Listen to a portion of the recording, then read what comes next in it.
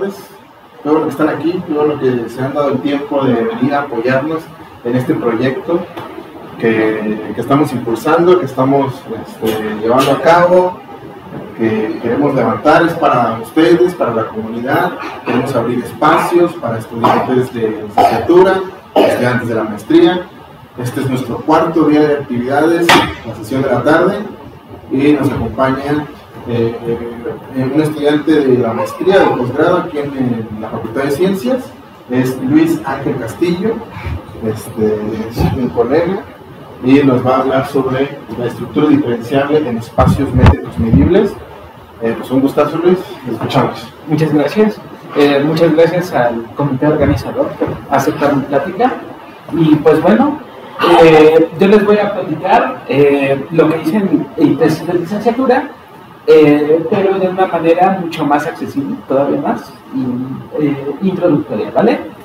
Y pues como pueden ver, básicamente mezcla dos cosas, que es la estructura diferenciable, que es como lo que se hace en variedades, y espacios métricos medibles. Entonces, voy a empezar diciendo qué es cada ingrediente.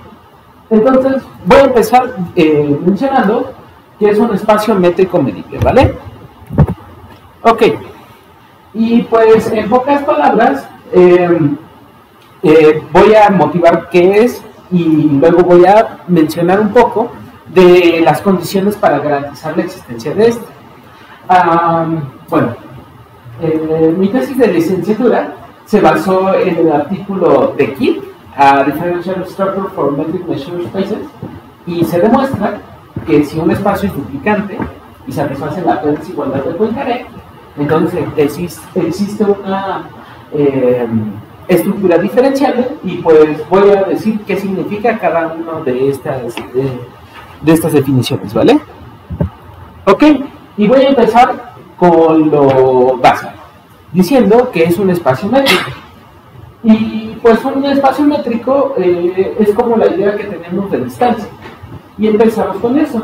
Una métrica en un conjunto X es una función que va de X cruz con sí mismo a los reales, que satisface cuatro cosas. Es no negativa, cumple la identidad de los indefinibles, esto es que la distancia es cero si solo si los puntos son el mismo. Es simétrica, es decir que lo mismo es la distancia de X a Y que la de Y a X, y que satisface la desigualdad del triángulo. Y un espacio métrico es una pareja XD, donde X es un conjunto y D es una métrica. Entonces como que ahí tenemos, ¿cómo se llama? El primer ingrediente. La idea es como llegar a qué es el otro. Sí, la idea es llegar a como qué es un espacio métrico medible. Es un métrico medible, ¿vale? Medible, ¿vale? El punto es de que como que ya aquí tenemos el primer ingrediente, espacio métrico. ¿Ok? Y pues bueno, un espacio medible, lo que vamos a querer hacer con los espacios medibles es como generalizar una idea de integración, ¿vale? Para definir esta idea de integración, primero necesitamos como introducir un concepto estable de conjuntos donde vamos a integrar cosas. Para eso introducimos una noción de sigma álgebra. Y una sigma álgebra en un conjunto X es una familia, un subconjunto de la potencia que satisface tres cosas. Tiene al vacío y al total. Si un conjunto está en la sigma álgebra, entonces su complemento también lo está. Y pues es cerrado bajo uniones numerables. Todo esto lo pedimos más que nada porque estas propiedades son porque lo que queremos es como reflejar el comportamiento que tenemos de la integral, pero en una familia de conjuntos. Y es como el vacío y el total tienen que estar por conveniencia, pero es como el complemento si un elemento está, es porque es esta idea que tenemos para integrar, de si yo puedo calcular ¿cómo se llama? No sé, el área de cierta cosa, como que puedo calcular el área del complemento, como restándolo, ¿no? Y por último, la de las uniones es para tener propiedades con respecto al límite. pedimos nada más que sea cerrado bajo unidades numerables y no arbitrarias, porque básicamente cuando trabajamos con límites solo trabajamos casi con cosas numerables. El punto es de que las sigma álgebras te dan una estructura bastante buena para definir lo que va a ser la integral. Y la integral, en pocas palabras, es una medida. Bueno, una medida es este concepto.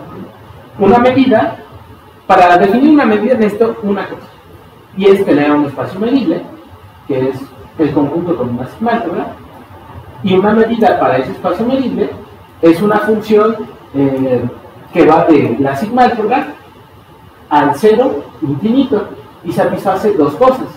La medida del vacío es cero y que si yo tengo conjuntos ajenos 2 a 2, entonces se cumple esa, bueno, ahí lo puse mal, no es una desigualdad. Como son ajenos 2 a 2, sí se da la igualdad. Esto es porque, como son ajenos 2 a 2, entonces si yo calculo el área de la unión, pues le puedo calcular sumando todas las áreas de los cachitos, ¿no?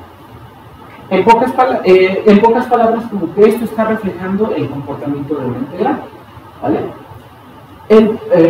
Y un espacio de medida es una terna x sigma mu, donde x es un conjunto y sigma es una sigma álgebra y mu es una medida en ese espacio medible. Entonces, pues ya, ahí tenemos como los dos ingredientes. Lo que resulta ser es que, como pueden notar,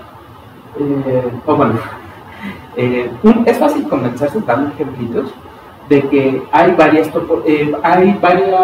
métricas y hay varias sigma álgebras y por lo tanto hay muchas también medidas, ¿no? El punto es de que como hay muchas medidas y hay muchas métricas, en principio no tienen por qué relacionarse, ¿no? Porque tengo un buen acá y un buen acá, entonces a cualquier conjunto le puedo dar muchas métricas y muchas medidas. El punto es de que un espacio métrico medible es un espacio que tiene estructura de espacio métrico y estructura de espacio de medida, pero que sean compatibles. Y el punto es que aquí vamos a introducir otro concepto. No lo voy a detallar mucho, pero recuerden que en álgebra lineal tenemos esta noción de un espacio vectorial generado por un conjunto, ¿no? Y es el espacio vectorial más chiquito que contiene el conjunto, ¿no? ¿Y cómo hacemos eso? Pues vemos de que la intersección de espacios vectoriales es espacio vectorial, ¿no? Entonces, si interseco a todos los espacios vectoriales que tienen al conjunto, me queda un espacio vectorial y es el más chiquito que tiene un conjunto. Lo mismo pasa con las sigma álgebras. Si yo me tomo muchas sigma álgebras, pues y que tengan a un conjunto, o bueno, a un subconjunto de subconjuntos, o sea, un subconjunto de la potencia, entonces tengo una idea de sigma álgebra generada, ¿vale? El punto es que con el concepto de sigma álgebra generada, yo puedo relacionarlo de manera siguiente a la métrica y a la medida con lo siguiente. Ok. Si nosotros tenemos un espacio métrico, la familia más que nos resulta más conveniente para aproximar cosas es la familia de las bolas abiertas. Y una bola abierta es este conjunto. La bola abierta con centro X, bueno, dado un punto en el espacio y un número real no negativo, la bola con centro X y radio delta son los puntos Y en X, tales que, ¿cómo se llama? La distancia de Y a X es menor que delta. Como pueden ver, esta familia de conjuntos como que nos es conveniente porque, ¿por qué? Porque cuando tenemos un espacio métrico tenemos idea de distancia, tenemos idea de cosas que están infinitamente cerca, y el punto es de que por eso mismo nos tomamos como las bolas con un centro fijo y diámetros muy pequeños, como que esas nos reflejan la idea de proximidad. El punto es de que vamos a tomar a la sigma álgebra generada por todas las bolas abiertas. Suena un poco, a lo mejor es un poco difícil de visualizar en un principio, pero como que la idea es de que queremos definir la medida en los conjuntos que nos dan idea de puntos infinitamente cerca, y por eso tomamos a la familia de todos los conjuntos de esta forma y tomamos a la sigma álgebra que genera. Entonces, de esta manera yo ya tengo que la medida que yo induzca sobre esta familia pues va a ser compatible, ¿no? Porque está definida en estos conjuntos, ¿sí? ¿Es clara la idea? ¿Sí? Muy bien. Y ya he escrito, esa es la idea intuitiva, pero ya he escrito de una manera un tanto más rigurosa, que es la siguiente. Pues, ¿cómo se llama? La sigma álgebra, vamos a considerar a la sigma álgebra de Borel. Y la sigma álgebra de Borel es la sigma álgebra generada por todas las bolas abiertas. Que eso se puede decir de manera mucho más concisa, es la sigma álgebra generada por la topología, lo que eso quiera decir, ¿vale? Y el punto es de un espacio métrico medible, es un espacio de medida, de tal manera, pues yo tengo que X es el espacio métrico y mu es una medida de Borel, es decir, que está definida en la sigma álgebra. Eso es la idea. Entonces, ya tenemos, ¿cómo se llama? Esto involucra que es un espacio métrico medible, ¿vale? Entonces, y ahora sí, ¿cuál era el título de la plática? Estructura diferenciable, ¿no? Entonces, ya tenemos, ¿cómo se llama? El primer ingrediente. Bueno, más bien, no el primer ingrediente, sino más bien ¿dónde vamos a definir la estructura diferenciable? Ya dijimos en espacios métricos medibles. Ahorita, en las siguientes diapositivas, voy a convencerlos de por qué nos interesa extender esta noción a esta clase de espacios, ¿vale? O porque al menos es muy intuitivo, ¿vale? Y el punto es que voy a recordar unos ejemplos de cálculo así súper sencillos de los espacios métricos medibles y la noción clásica de diferenciabilidad. Pues, ¿cómo se llama? El punto es de que noten ustedes de que ¿dónde generalmente tenemos una estructura diferencial? O al menos, ¿dónde definimos derivadas? En Rn, ¿no? O en R, ¿no? Y el punto es de que si yo tengo un espacio métrico medible, ese no tiene por qué tener una forma de Rn, ¿no? O sea, no tiene por qué tener estructura de espacio vectorial, ¿sí? Entonces, pues el punto es de que, ok, si vamos a querer pasar la idea de estructura diferenciable, pero como no vamos a tener una estructura tan fuerte, necesitaremos quitarle algunas hipótesis a la diferenciabilidad, o sea, ser más flexibles con qué van a ser las funciones diferenciales. Y el punto es de que la condición es pedir que sean derivables casi siempre o casi donde sea. Y esto es, por ejemplo, piensen en la función valor absoluto. En nuestros cursos de cálculo sabemos que no es diferenciable en cero, y está bien. Pero, ok, si tú dices, ok, el cero no es un conjunto tan grande, si yo lo quitara, pues esa función es claramente diferenciable, ¿no? Y el punto es de que para dar esa idea en espacios métricos en general, es por eso que vamos a pedir que ya la diferenciabilidad no sea en todo el espacio, sino en casi todo el espacio. Para eso mismo, vamos a usar la idea de la medida, porque es como dices, ok, donde las cosas van a fallar es en un conjunto que puedo despreciar, como usualmente se llega a hacer en algunos ejercicios de física, ¿no? O sea, de todo falla, salvo en algún lugar que no afecta mucho. Y esa noción nos la da la medida, que es donde, ¿cuál es la medida de las cosas en donde podrían fallar? Pues es menos que cero. Entonces, por eso que es una muy buena opción. Ok. El punto va a ser que ahorita les voy a comentar así súper rápido un ejemplo así como muy clásico de dónde define esta estructura diferenciable, y nada más voy a mencionarlo así como súper rápido. Y es el concepto de variedad. Y una variedad es un espacio topológico que es localmente homomorfo a algún RN. No entren en pánico, esto lo que quiere decir es lo siguiente.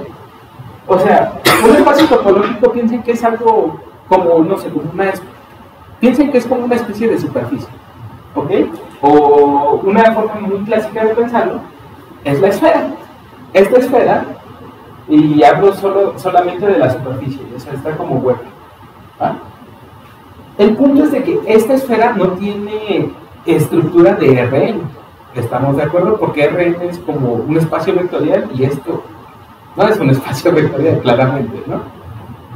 Pero el punto es de que si yo me acerco lo suficiente y lo veo nada más de cerquita, esto sí se parece como que a algún Rn, porque pues como que está aplanado nada más, ¿no?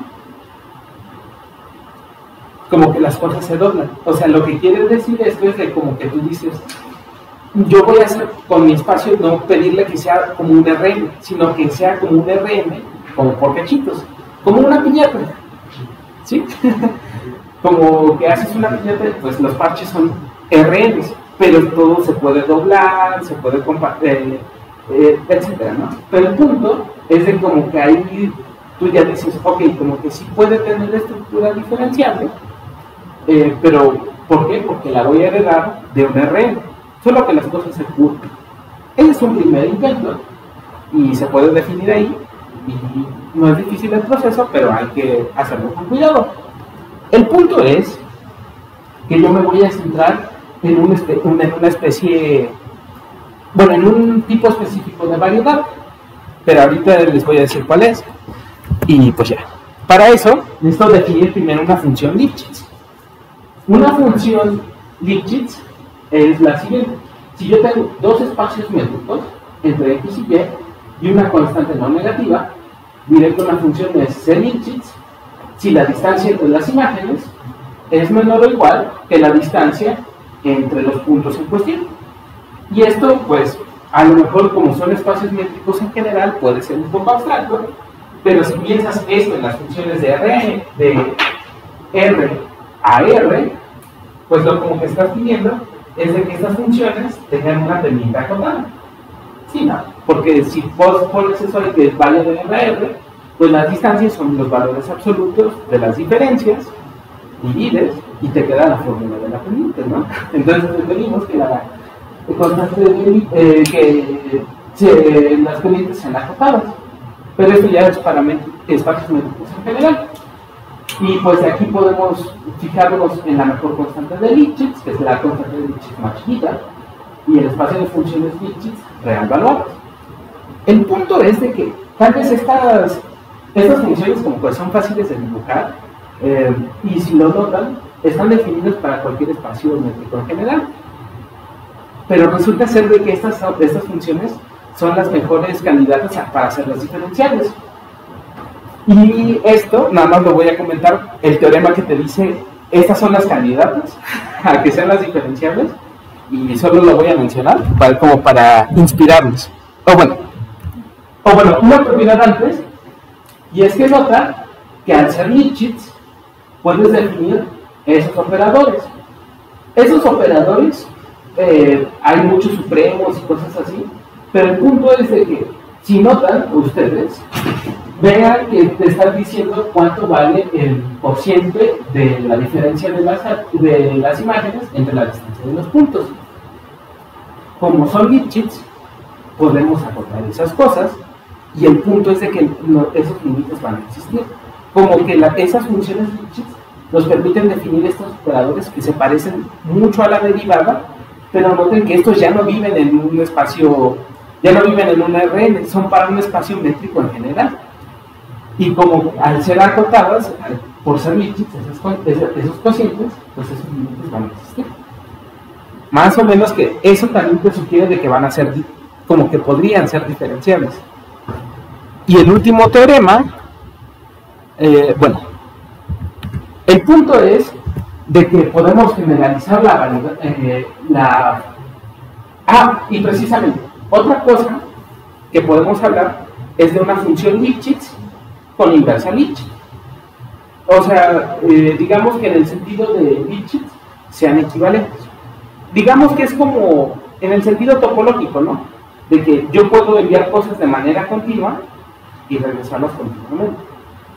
Esa equivalencia ahorita a lo mejor no sea muy natural a priori, pero pues el punto es el que ahorita el siguiente teorema ya lo hará un poco más claro, espero.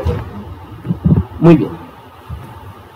El punto es de que, bueno, aquí no se compilaron bien las referencias, pero hay un artículo de Chigger del 99 en el que él demuestra de que las funciones Lipschitz tienen una estructura diferenciable y es muy parecida a la usual, por así decirlo. Pero un trabajo más viejo aún es el teorema de diferenciación de Rademacher, que fue, si no mal recuerdo, en 1939, en el cual se demuestra que si yo tengo una función de Rn a Rn, entonces, y si esta es localmente Lipschitz, entonces esta función es diferenciable casi donde sea. Es decir, que donde no es diferenciable es un conjunto de medida cero, es decir, un conjunto que podemos despreciar. Pero este resultado ya te está diciendo algo muy profundo, ¿no lo creen? Porque te está diciendo, las funciones diferenciables realmente solo son las localmente Lipschitz, pero las funciones localmente Lipschitz yo ya las puedo definir en cualquier espacio métrico, ¿no? El punto es de que ya este teorema te está diciendo, las mejores funciones para extender la idea de diferenciabilidad son las funciones Lipschitz. Y pues ya él como que ya empieza a agarrar sentido, ¿no? Y el punto es de que cuando definamos a la estructura diferenciable, vaya sorpresa, va a ser con puras funciones Lipschitz. Entonces, pues ahora sí, viene la definición de estructura diferenciable. Va. Ahorita, aquí está la definición de estructura diferenciable, y es un poco, a lo mejor sí es un poco sofisticada, pero en pocas palabras, lo que se da con esta definición de estructura diferenciable es la siguiente. Yo voy a tomar una variedad Lipschitz, es decir, una función de tal manera de que por cachitos yo pueda enviar a mi espacio así en abstracto a un cachito de un Rn, pero de una manera Lipschitz, es decir, que como que pueda acotar las pendientes en las imágenes y de cierta manera acotar las pendientes de donde vienen, por así decirlo. Y el punto es de que, pues ahí voy a pedir que todas esas funciones sean Lipschitz y en un espacio y de un tipo especial que a mí me guste o que a mí me interese ver, ¿vale? Y por último es de que todos esos los conjuntos donde estoy con los que cubro a mi espacio métrico a mi espacio métrico ahí en abstracto, son conjuntos que sí tienen chiste, por así decirlo, en el sentido de que no tienen medida cero, o sea que sí van a ir rellenando el espacio. Y por último, y aquí es donde viene todo lo demás, que la dimensión no se dispara, es decir, como que no puedo tener así como muchos RNs así como sueltos por ahí, sino como que todos están bien acotados, y además que existe una función que hace la gracia de la derivada, pero que sea Lipschitz. Pero aquí ya no pido que la derivada se cumpla en todos los lugares, sino que solo se cumpla casi donde sea. ¿Con cuál medida? Con la que le haya dotado a mi espacio métrico, pero que va a ser una medida de Borel. ¿Sí? Entonces, como que esa es la idea. Y pues aquí vamos a definir algunas nociones que va a ser la dimensión, que va a ser como el entero más chiquito que acota la dimensión de cada parche. También que es no degenerada si pues no tiene como puntos sueltos por ahí. Y pues en general las funciones Lipschitz que vamos a tomar son todas las real valuadas. ¿Ok? El punto es de que aquí ya pues más o menos ya expliqué que es una estructura diferenciable en un espacio métrico medible, es una desigualdad, o bueno, una noción como bastante bonita, o al menos yo pienso que es así. Pero hay una cosa muy importante que no les he mencionado. Es un concepto muy bonito, pero no les he dicho que exista, ¿sí? Sí, ¿no? El punto es de que en mi tesis de licenciatura desmenucé el artículo de Kitt y pues platiqué de cómo, bajo qué condiciones esta estructura diferencial existe y que para espacios métricos medibles en general son condiciones bastante razonables, ¿vale? Y ahorita les voy a decir cuáles son esas condiciones. Y pues ya, aquí puse el comentario que les había dicho, y aquí vienen las condiciones suficientes. Y las condiciones suficientes es la condición de ser duplicante. Y hay dos nociones de ser duplicante. Una, como pueden ver, estamos en un espacio métrico medible, y hay dos, métrica y medible, ¿no? Y hay una noción de ser duplicante para medidas y otra para métricas. Y la noción de ser duplicante para medidas es que la medida de una bola con centro X y radio R, pues primero que nada, todas esas bolas van a tener medida positiva y se cumple esa desigualdad. Es decir, que la medida de la bola con centro X y radio R, yo la puedo acotar por una constante fija, por la medida de la bola con centro X y el radio R entre 2. Y esto se vale para cualquier punto y para cualquier radio.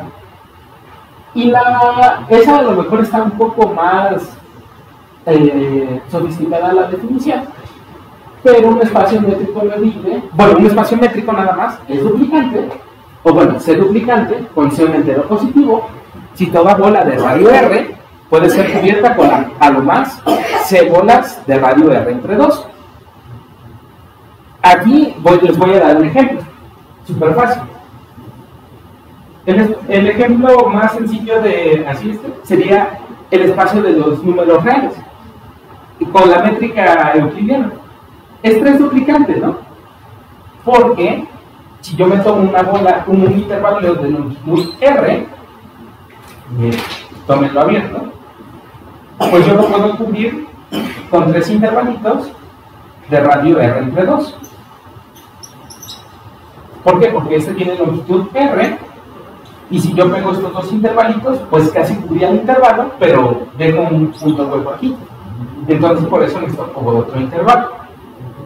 El punto es de que esta condición de ser duplicante, para los que estén familiarizados con un poco de topología, como que es una especie de condición de compacidad, más o menos, pero no es tan de compacidad en general, porque esto solo funciona para bolas, porque al final de cuentas estoy trabajando en espacios métricos y las cubiertas no son cualquiera, o sea, solo son otras bolas, pero como que da cierta noción de compacidad. Y resulta ser que para espacios suficientemente regulares, la noción de ser duplicante para medida y ser duplicante para métrica es lo mismo. Y esta condición es la de ser completo, lo que eso quiera decir.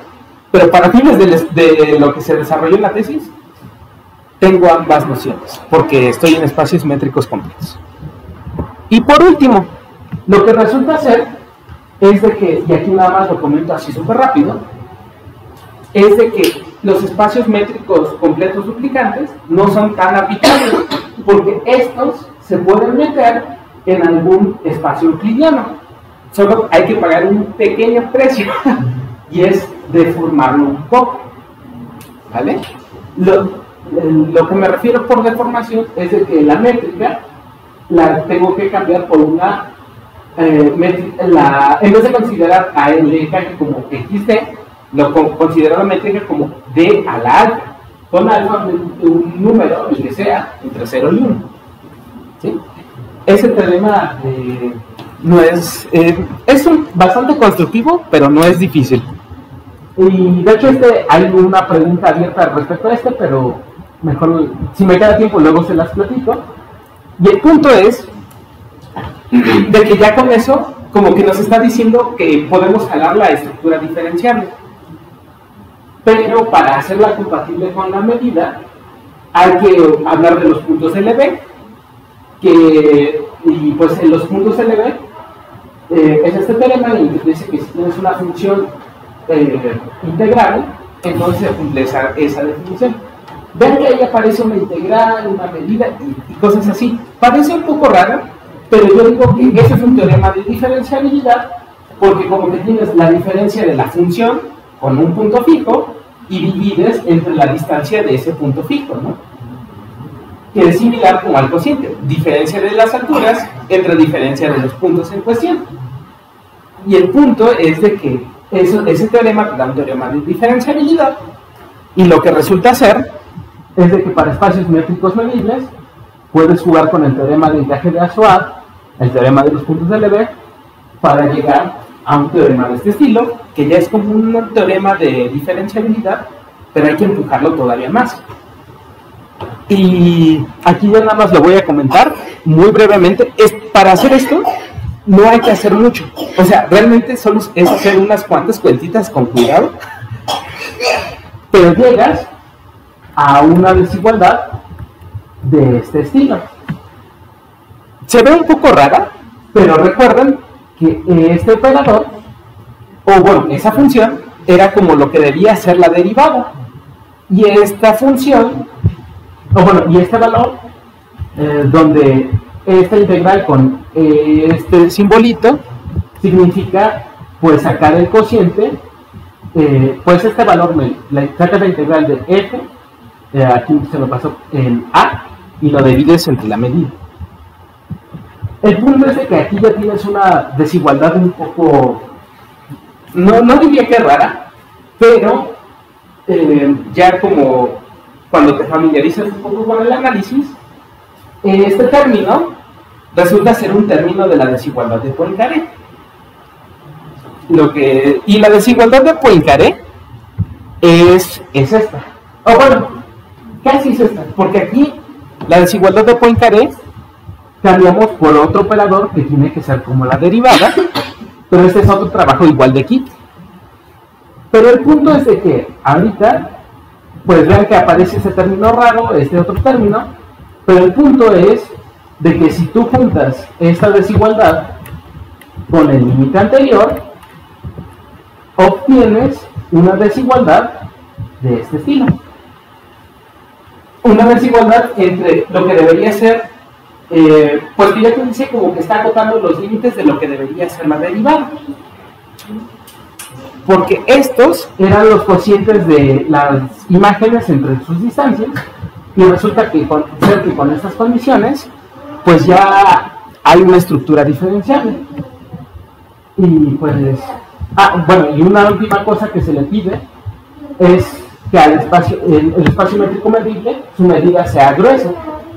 Y es esta condición.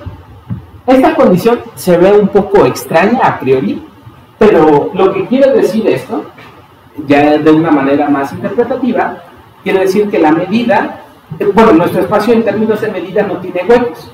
Es decir, que en términos de medida, nuestro espacio no tiene huecos. O sea, como que no hay cosas que pesen mucho o muy poco. O sea, todo está bien distribuido, por así decirlo, en términos de la medida.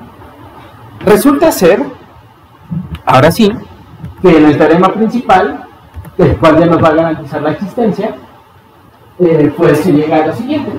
Te dice que si tú tienes un espacio métrico medible, se duplica localmente compacto, o puedes quitarle localmente compacto y ponerle completo, y una medida de radón gruesa,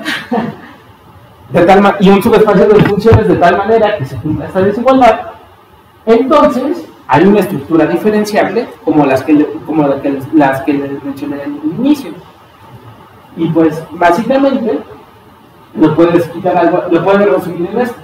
Aquí puse todas las hipótesis, pero es como este teorema se resume en esto.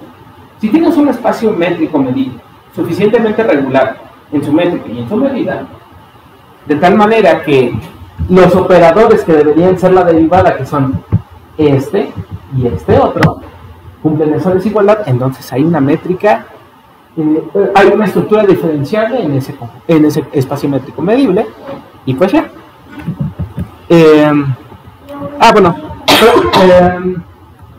Pues nada más como una nota cultural, es de que los espacios que cumplen esta desigualdad forman una clase más amplia llamada la clase PI, y en eso resulta ser que esa desigualdad se automejora.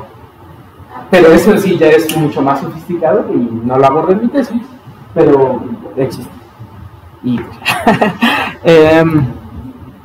Y pues bueno, nada más voy a regresarme a los operadores que debían ser la derivada, y son estos, ¿no? Como que si se cumplen ciertas desigualdades entre estos límites, la estructura diferencial existe. Y por último, ya nada más para finalizar, les dejo aquí algunas referencias de las que ustedes antes. Y pues,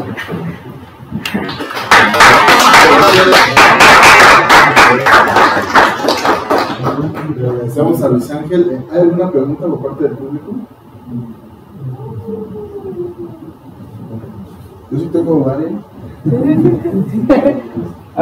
Bueno, es que pues obviamente me llama la atención, o sea, pero si tú estás definiendo como la noción de diferencialidad en espacios medibles, pero ¿qué tipo de cosas vamos a tener? ¿Vas a tener puntos críticos, teoría de la función inversa? O sea, ¿qué cosas tienes?